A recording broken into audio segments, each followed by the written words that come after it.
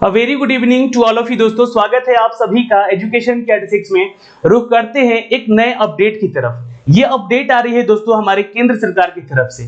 दोस्तों जैसा कि आपको पता है कि केंद्र जो भी एक नया बिल पारित करने जाता है उस बिल को पहले संसद में पेश किया जाता है।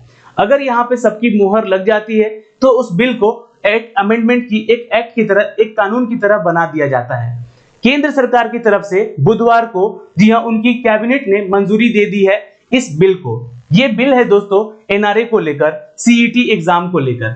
ये क्या है इसके बारे में आज हम इस वीडियो के माध्यम से सारी जानकारी एक एक करके आपको देंगे। तो संपूर्ण विश्लेषण देखना है तो पूरा वीडियो देखिएगा, अन्यथा स्किप करेंगे तो बहुत सारी चीजें आपके ध्यान से उतर भी जाएंगी। दोस्तों चैनल पे नए हैं तो आप चैनल को सब्सक्राइब जरूर कर लीजिएगा, बेल आइकन दबा के, ताकि हर एक वीडियो का नोटिफिकेशन आप तक सबसे पहले हमारे चैनल के माध्यम से आपको जा सके। सबसे पहली चीजें हैं एनआरए को लेकर कि 2020 बजट, उसकी बात करेंगे। शुरुआत से बात करते हैं। जी हां, 2020 में बजट जो पेश किया गया है दोस्तों, उस बजट में साफ साफ ये बताया गया था कि जो एनआरए है उसको इस बार पारित करना है। ये इस सरकार का एक मैनिफेस्टो था। दोस्तों इस मैनिफेस्टो में बताया गया कि एक सीईटी होगा, यानी कि कॉमन एलिजिबिलिटी टेस्ट होगा एक आपका, जिसके जरिए हर एक छात्र को एक एग्जाम देना होगा, उसके अलावा कोई अदर एग्जाम नहीं देना पड़ेगा। उस एजेंसी के जरिए ली जाएगी, जी हाँ, जो कि नेशनल रिक्रूटमेंट एजेंसी होगी।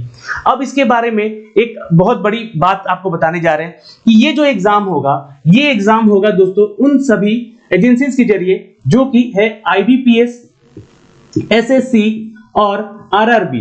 ये कौन सी एजेंसी है दोस्तों? तो ये एजेंसीज हैं दोस्तों, ये बैंकिंग वाली एजेंसी है, Indian banking personal selection board है ये, ठीक है, ये बैंक के लिए। ये स्टाफ सिलेक्शन कमीशन है जिसका एग्जाम आप लोग भी समझते होंगे, और ये रेलवे रिक्रूटमेंट बोर्ड है जो कि आरआरबी है।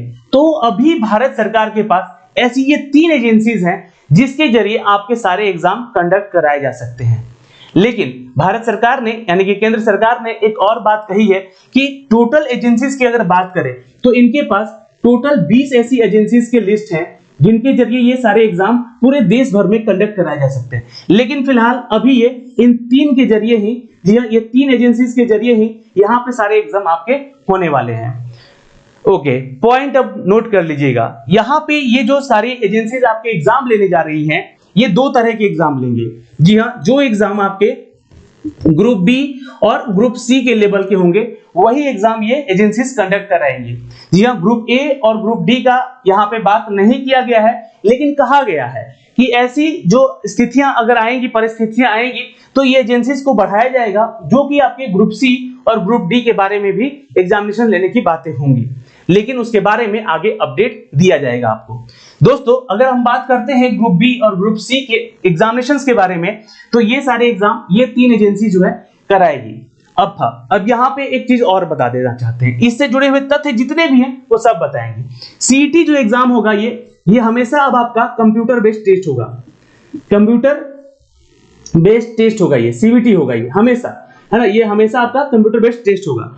ये एग्जाम जब भी आप देंगे तो इसका एक प्रमाण पत्र आपको मिलेगा, यानी कि एक सर्टिफिकेट मिलेगा आपको, जो कि 3 साल के लिए वैलिड होगा। कितने साल के लिए? 3 साल के लिए। अब देखिए इसका फायदा क्या होने जा रहा है। सपोज मान लीजिए कि 2021 से ये शुरुआत होता है और आपने एग्जाम दिया एसएससी का, सपोज मान लीजिए, और एग्जाम दिया और आपका क्लियर हो गया, क्या? तो सीईटी क्लियर हो गया आपका, ओके। और क्लियर होने के बाद 3 साल तक आप एग्जाम नहीं देंगे, बिल्कुल नहीं देंगे। क्यों देंगे? क्योंकि आपके पास ऑलरेडी है। और सपोज मान लीजिए आप देते हैं और फेल हो जाते हैं तो ये वैलिडिटी खत्म हो जाएगी पुरानी वाली, तो ये एक डिमेरिट भी है यहाँ पे।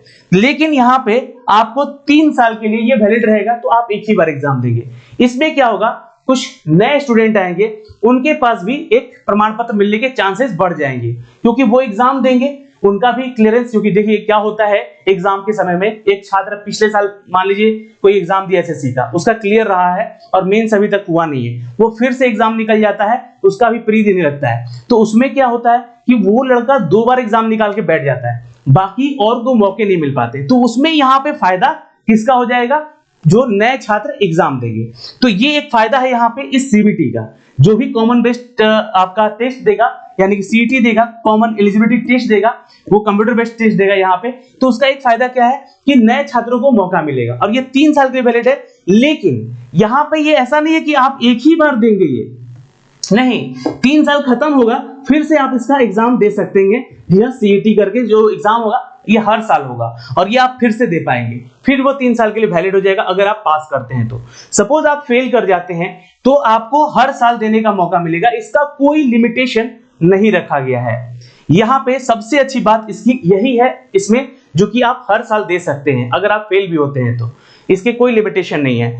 मेंस की बात करते हैं अब हम, क्योंकि क्या होता है कि बहुत सारी एजेंसीज हैं जो कि प्री और मेंस दोनों लेती हैं, जैसे कि आईबीपीएस बैंकिंग में ही अगर हम बात कर ले तो इसका एक प्रीलिम्स भी होता है और एक मेंस भी होता है। तो मेंस का जो अब एग्जाम होगा आपका, देखिए अब क्या होगा, अब जो मेंस होगा ये आईबीपीएस के द्वारा तो होगा, मतलब सारा चीज आईबीपीएस ही करेगा, लेकिन वो बैंकिंग को बांट देगा। जैसे कि मान लीजिए आप हैं आज कैनरा बैंक में, सपोज मान लीजिए कैनरा बैंक है, जैसे नेशनलाइज्ड बहुत 6-7 बैंक है जो हमारे, उस नेशनलाइज्ड बैंक में उनको मौका दिया जाए कि आप आइए और अपना मेंस का पेपर लीजिए या इंटरव्यू लीजिए, जो कि होगा कंडक्ट किसके द्वारा, तो आईबीपीएस के द्वारा ही कंडक्ट होगा। Same as it is SSC के जरिए जितने डिपार्टमेंट आते हैं उसमें जो लड़का सीईटी पास करके जाएगा, है ना, जो जिसका सीईटी निकलेगा, वो क्या होगा, सिर्फ मान लीजिए कि एक्साइज डिपार्टमेंट है या इनकम टैक्स डिपार्टमेंट है, तो वहां पे वो अलग अलग जाके उनका एग्जाम दे सकता है और उनका मेंस का पेपर जो होगा, या फिर उन एजेंसीज के ऊपर डिपेंड करेगा